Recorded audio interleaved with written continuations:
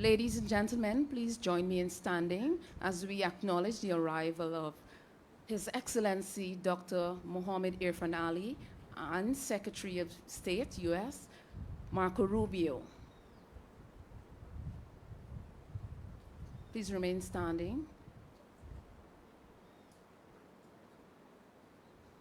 You may be seated. You will be witnessing the signing of an MOU between Guyana and the United States this morning. I now invite the Ministry of Foreign Affairs representative, Mrs. Peggy McLennan, to give an overview. Thank you, Marcia. Your Excellency, Mr. President, members of Cabinet, ladies and gentlemen, today, Minister of Foreign Affairs and International Cooperation, Hugh Hilton Todd, and Secretary of State Marco Rubio are signing a memorandum of understanding between our two countries to deepen security cooperation and address regional challenges, including countering narcotics trafficking and transnational organized crime. Under this mechanism, Guyana and the United States will strengthen information sharing, synthetic drug detection, transnational organized crime investigations and prosecutions, and military-to-military cooperation. Thank you very much. We now have the signing between the two nations.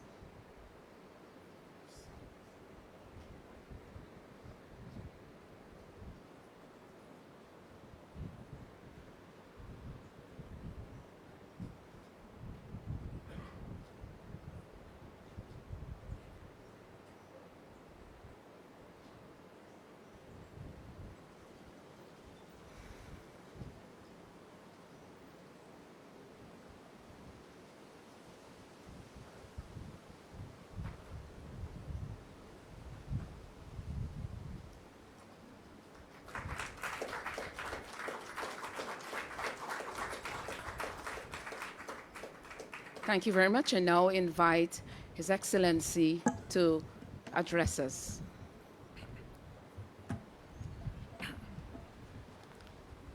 Good afternoon, all. Secretary Rubio, you're no stranger to Guyana.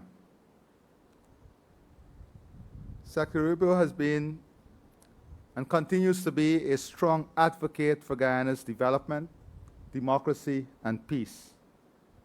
He has consistently demonstrated his personal commitment to the international rule of law, democracy, and security. Guyana and the United States share a long bond of friendship and partnership. Indeed, the best of partnership are those built on shared values, mutual trust, and a commitment to the rule of law and international order. This is what underpins our bilateral relationship and friendship. The United States is our trusted partner as we continue to build a stable, secure, and democratic society here. This visit has allowed us to consolidate our bilateral agenda, defining policies and outlining clear intentions in areas of security, trade, energy, investments, infrastructure, democracy, regional peace and stability, human capital deployment and development. I am very pleased at the reassurance of the U.S. in ensuring the safeguard of our territorial integrity and sovereignty. Our partnership and joint commitment to the safeguard of this region from every disruptive force is key to the maintenance of democracy and adherence to the rule of law. The threats from Venezuela were specifically discussed. Their blatant violation of the ICJ order and Argyle Declaration were noted. Our joint commitment in enhanced partnership in combating transnational crime, inclusive of narco trafficking, human trafficking, money laundering, and all forms of smuggling is reflected in the enhanced MOU signed today. We have reassured our partner that we will continue to ensure all international and local labor laws are adhered to in the hiring of regional and international labor. Further, with our expanding healthcare system and critical shortage of human capital, we'll explore areas of collaboration in filling existing gaps. We're able to identify key infrastructure that are also critical to regional development as possible areas for investment and development. We have committed to working closely together on the deployment of our energy potential, ensuring greater integration, value creation, and regional energy security, food security, and enhanced trade through joint initiatives to remove hurdles and expand existing areas of interest is key for both countries. I'm confident that the outcome of this visit has further aligned our policy agendas, shared commitment, and partnership that would see enormous benefits for our two countries and the region. Let me once again thank Secretary Rubio for his personal commitment and that of the U.S. government to Guyana and this region in general. I thank you. Thank you. Thank you, Mr. President. And we've been working together and interacting for some time during my time in the Senate. But I told him I wanted to wait until I was Secretary of State to visit, and so here I am. And I didn't know that was going to happen, but I'm grateful for this visit and for the warm welcome we've received. And it's an exciting time to be here. I think, and to the people of Guyana, thank you for welcoming us. I hope you fully appreciate and understand this is one of the most exciting places in the world to be right now, because you have the opportunity at this moment to transform this country for generations. And we want to be your partner. We want to be your partner in making that possible. We think it's of mutual benefit to see that happen. I get to visit in this job, already have, a number of countries in the 9 weeks. I've only been on the job for 9 weeks, so let the record reflect, after 9 weeks was one of my first visits here that I've taken abroad. But we get to visit a lot of countries, and when you visit, you have some countries, unfortunately, are facing tremendous challenges, and they're just looking to stabilize. Other countries are looking to improve and make progress. This country has an opportunity to transform. And that's rare in the history of nations, to have an opportunity for transformative change. And what I mean by transformative change is not simply oil and gas fields. And that's very important. Natural resources are critical, but that is just the basic ingredient that allows prosperity to happen. One of the topics that's talked about all over the world today is data centers and the digitization of the economies, artificial intelligence. Do you know what you need in order to do that? You need to have really good scientists and engineers and technicians that know how to run it. But the most important thing you need to be a dominant presence in the world in data centers and artificial intelligence is reliable and affordable energy. That's just one example, among many others. You have an opportunity to expand in a responsible way agriculture production, not just for the needs of your population, but for the region. And to do it in a way that safeguards the beauty and the natural environment that's pristine. You have an opportunity to expand in issues of ecotourism. I'm not a big fan of ecotourism. I'm not against ecotourism. I'm not an ecotourist. I like staying at hotels. I'll do it. Maybe I'll go somewhere. But there are people that love this stuff. They love it. And you have an opportunity to do that in an incredibly responsible way. I'm just touching on a few things, but that are opportunities before you.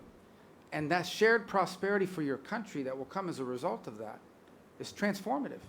The lives of your children, the lives of your grandchildren, your lives are going to look very different in 5 to 10 years under this leadership and under this vision as it continues. And we just want to be a partner. Why do we want to be a partner? Just to be frank, why does the United States care about? Number one, we care about it because we think it creates a level of stability in the region which we share. Not just stability here, stability for your neighbors, because we believe prosperity can become contagious. Just like instability can become contagious, stability and prosperity can become contagious. It won't just help you, it will help all of your neighboring partners in the Caribbean basin and the region writ large. And we think that ultimately makes life in America safer and more prosperous as well. And so we want to look for every opportunity possible to partner with you. But the basic element of any of this, the basic element of progress and transformation and prosperity is always security. So number one, we want to make sure that some of the tragic regional problems that exist with crime, transnational crime, we have a huge problem in the world right now with organized gangs and narco-traffickers that destabilize societies. We want to make sure that never reaches here. And that's why today's MOU and the work we'll do together is designed not to stop it, but to prevent it from ever taking root, from ever finding its way here. Because unfortunately, sometimes crime is attracted by prosperity and targets prosperity.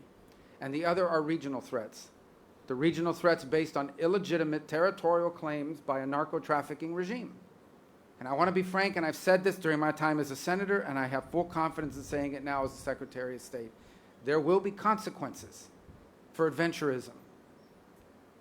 There will be consequences for aggressive actions.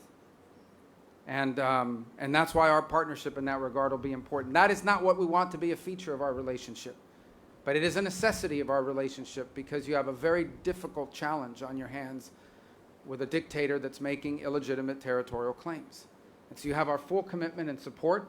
Today we're demonstrating it both in tangible ways, and we're going to look for ways to make it long-term and sustainable ways, to make abundantly clear that we are invested, both as a nation and from our people, in being your partner in transformation and in prosperity. And we will not allow illegitimate territorial claims to be an impediment to your dreams and to your right to develop this country into a symbol that I hope will inspire others to follow the example you set, Mr. President. So thank you. Thank you for the chance to be with you.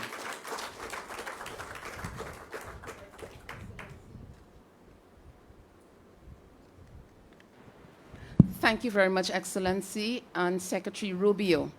Members of the media, in the interest of time, we will accommodate 4 questions. We will feed 2 questions from the local media and 2 from our visiting media. I recognize Starbrook News from the local media as well as Mr. Campbell from the local media. From the visiting media, okay, you represent. Good, great. And all right, we'll start with Marcel from Starbrook News. Hi. Good afternoon. Good afternoon. Marcel Thomas from the Starbrook News. You just spoke of consequences for aggressive actions and that the U.S. is Guyana's partner. Given Venezuela's unprovoked aggression towards Guyana, I want to know if your country would stand by Guyana militarily if Venezuela were to attack this country, and what would be the U.S.'s response should Venezuela attack U.S. oil major ExxonMobil, which is operating in Guyana's waters? It would be a very bad day for the Venezuelan regime if they were to attack Guyana or attack ExxonMobil or anything like it. It would be a very bad day, a very bad week for them, and it would not end well for them. I'm not going to get into details of what we'll do. We're not big on those kinds of threats. I think everybody understands, and I want it to be clear. We've made this clear repeatedly. I think the U.S. Navy today is making it clear and demonstrating our ability to. We have a big Navy, and it can get almost anywhere. It can get anywhere in the world. We have commitments that exist today with Guyana. We want to build on those, expand on those, and we'll leave it for the appropriate time. But suffice it to say that if that regime were to do something such as that, it would be a very bad move. It would be a big mistake for them. We now invite from our visiting media, please remember to identify yourself and the media house you represent. Hi, thank you. Hello, Mr. Hi. Secretary. Hello, Mr. President. Thank you for taking questions from us. We appreciate it. Humayra Pamuk from Reuters. Mr. Secretary, a Turkish student in Boston was detained and handcuffed on the street by plainclothes agents. A year ago, she wrote an opinion piece about the Gaza war. Could you help us understand what the specific action she took led to her visa being revoked? Yeah, And what was your State Department's role in that process? We revoked her visa. It's an F1 visa, I believe. We revoked it, and here's why. And I'll say it again. I said it everywhere. Let me be abundantly clear, okay? If you go apply for a visa right now, anywhere in the world, let me just send this message out. If you apply for a visa to enter the United States and be a student, and you tell us that the reason why you're coming to the United States is not just because you want to write op-eds, but because you want to participate in movements that are involved in doing things like vandalizing universities, harassing students, taking over buildings, creating a ruckus, we're not going to give you a visa. If you lie to us and get a visa and then enter the United States and with that visa participate in that sort of activity, we're going to take away your visa. And once you've lost your visa, you're no longer legally in the United States, and we have a right, like every country in the world has a right, to remove you from our country. So it's just that simple. I think it's crazy. I think it's stupid for any country in the world to welcome people into their country that are going to go to your universities as visitors. They're visitors. And say, I'm going to your universities to start a riot. I'm going to your universities to take over a library and harass people. I don't care what movement you're involved in. Why would any country in the world allow people to come and disrupt? Now, we gave you a visa to come and study and get a degree, not to become a social activist that tears up our university campuses. And if we've given you a visa and then you decide to do that, we're going to take it away. I encourage every country to do that, by the way, because I think it's crazy to invite students into your country that are coming onto your campus and destabilizing it. We're just not going to have it. So we'll revoke your visa, and once your visa is revoked, you're illegally in the country and you have to leave. Every country in the world has a right to decide who comes in as a visitor and who doesn't. If you invite me into your home because you say, I want to come to your house for dinner, and I go to your house and I start putting mud on your couch and spray painting your kitchen, I bet you're going to kick me out. Well, we're going to do the same thing if you come into the United States as a visitor and create a ruckus for us. We don't want it. We don't want it in our country. Go back and do it in your country. But you're not going to do it in our country. Sure. Just tell me your follow-up, and I'll tell everyone. Depending no on your follow-up question, this time, sir. I'll answer it or not. All right, I now invite our Guyanese She had a- representative. Can I get her follow-up real quick? Go ahead. Could you confirm, there's no reporting that 300 visas, Irfaan has revoked 300? Maybe Thank you. more. It might be more than 300 at this point. We do it every day. Every time I find one of these lunatics, I take away their visa. You're saying it could be more than 300 Sure, visas? I hope. revoked? At some point, I hope we run out because we've gotten rid of all of them. But we're looking every day for these lunatics that are tearing things up. And by the way, we want to get rid of gang members too. So Venezuela sent us a bunch of gang members. I'm sure you've heard of Tren de Aragua, Mr. President. Terrible gang, vicious gang. They flooded in there. Yesterday, just so everybody knows, yesterday, one of these gang members who was involved in New York City and attacking a police officer was deported back to Venezuela because they're now taking flights again, because of some strong measures we've taken. And this guy lands. This guy's a guy that attacked a police officer in New York City and laughed about it in court with a smirk on his face. When he gets off the plane in Venezuela, he's welcomed by this character named Diosdado Cabello. I don't know if you've heard of this guy. Yes. And he welcomes and hugging the guy. So does anybody have any doubt that these people are pushing these people into the United States to destabilize us in the region? Yeah, we're looking for people like this, and we want to get them out of the United States. Absolutely. Thank you. We'll now feed a question from Guyana. Thank you. Kurt Campbell, Newsroom. President Ali, you've already spoken about how President Trump's tariff plans for China ships could affect regional trade. I just wanted to know if in your trade talks today, if that issue was specifically discussed Yes. for Secretary of State Rubio. Yeah, I can tell you. Oh, you were What asking him. I'm sorry. It's for both of you. What assurances can you give Guyana and this hemisphere in terms of stemming indirect consequences? Yes, well, look, the goal the president has in doing so is we need to have an ability to build ships in this world that don't just come from China. Okay, I think it's just dangerous to have one country in the world building all the ships. I assure you that, and we don't want a war, but I mean, they're not going to build ships for us if we get in trouble, right? So we need to have alternatives to Chinese shipping. We're trying to create a market and a demand for alternatives to Chinese shipping construction. And I'm the first one to admit that the United States made a terrible mistake when we deindustrialized and we allowed all these industries to leave our country and go to other places. Now we're paying the consequences, but we have to fix it.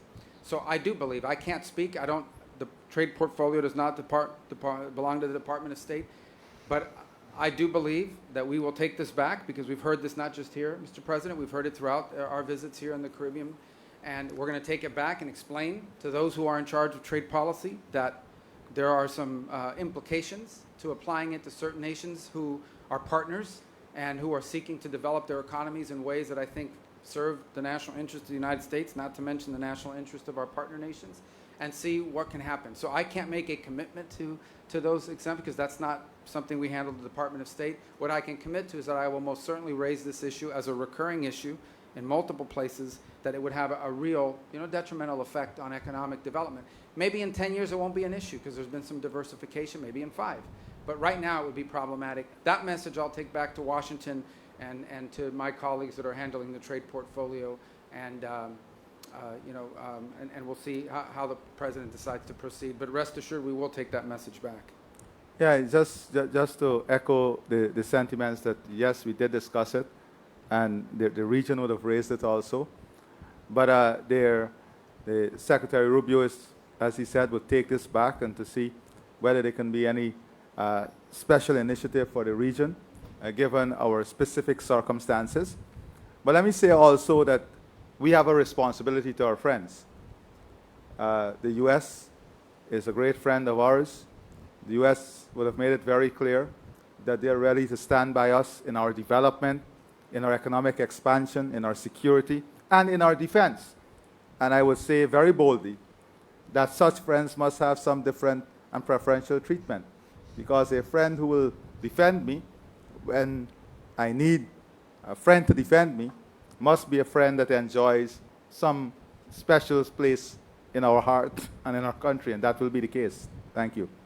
And just quickly, illegal migration was also listed as a topic of discussion. Could you say what are the expectations from Guyana in this regard, and any discussions on third country deportation? Well, we want to work with you on that. I think that's a problem for you as well. I mean, obviously, because of a combination of your growing economy, labor needs, and your geography, you've been a place where a lot of people have come in. And I think you want it to be the right people, right? So I think if we have information that someone has entered your country who has bad intentions, we want to be able to share that with your government, because you don't want that. You don't want those, if we have information on a Trinidad gang member from Venezuela, we want to make sure that we have collaboration and we're sharing that information. If we have information that some narco trafficker is taking up shop here and has decided to try to turn this into a base of operation, which could lead to violence and warfare here, gang warfare, we want to be able to share that with you. We want to prevent these problems from happening. So from the perspective of Guyana, which is not a source country of migration to the United States per se, illegal migration, but it is a country that receives. Unfortunately, you're getting a lot of people. And not everybody that comes here, I mean, most people are probably here to work hard and so forth, but not everyone. So if we have information that someone is in your country that we know is a bad person, we want to be able to share it with you. We want to be able to share it with you very quickly. So that sort of information sharing, it has to be a cornerstone of this security agreement that we've signed today and want to continue to expand upon. We will now feed our final question from our visiting media. Thank Hello. you so much. Hi. Vera Bergen-Gruen with Wall Street Journal. They're very tough. Just watch. Be careful. All right. Secretary Rubio, when you and President Bukele, you mentioned Trinidad several times, when you and President Bukele negotiated the deal to transfer the U.S. deportees to his prison in Secot, did you discuss any provisions to ensure that individuals mistakenly identified as gang members would have access to legal recourse, or that they can secure their release if they are Yeah, wrongfully detained? we have that list was carefully vetted, provided to us by Homeland Security. We have confidence in it. What we negotiated is the reality that they in El Salvador comply with all the international requirements for imprisonment. So we sent them people. It was a combination of people, gang members, people we knew were involved in activities that were not productive to the United States. All of them removable in terms of our laws, all of them. Every single one of them was someone who was removable from the United States, irrespective, and MS-13 members, many of whom are Salvadoran, that we had identified as MS-13 members that they had helped us identify as well. So it was a combination of people that we sent. And, we may send more. We'll see. I mean, it's up to their willingness to accept, but we're grateful to them for the opportunity to do that. And remember, one of the reasons why we had to send some of those people there is because at the time, Venezuela wasn't taking their people back. The Maduro regime, I say Venezuela, but it's not the Maduro regime, was not taking their people back. They refused to take people back. Their own people. They have an obligation. If you are a country and someone is illegally in another country, you have an obligation to take those people back, whether they're criminals or not. Venezuela said they wouldn't take them back. So we had to find a place to send them, especially the ones that had records, or ones that we had strong suspicions and evidence that were involved in illicit activity. And so we had to send some to El Salvador because of that. Now they've taken them back. And one of them yesterday gets off an airplane, and this narco trafficker, Cabello, greets him and hugs him on the tarmac. Now, what I heard, ultimately, by the way, is that some of these gang members we sent back were so bad to Venezuela, they were so bad that after hugging them, maybe not this guy, but I don't know, They had to put 4 or 5 of them back in jail because that's how dangerous these people are, even though they hugged them on the tarmac and put on this show. These are some really bad people. Tren de Aragua is one of the most dangerous gangs the world has ever seen. Okay? When they were held temporarily in Guantanamo while being transferred to Honduras, because that's when the Venezuelans picked some of them up, the Marines at Guantanamo said these are some of the roughest people we've ever interacted with. They were worse than the Al-Qaeda guys that were in their jails. Think about that. So that's who we're getting rid of, and we want to get rid of more of them. Ladies and gentlemen, members of the media, this brings the end to our media conference, and I would like to invite His Excellency and Secretary Rubio for a photo op right on the stage.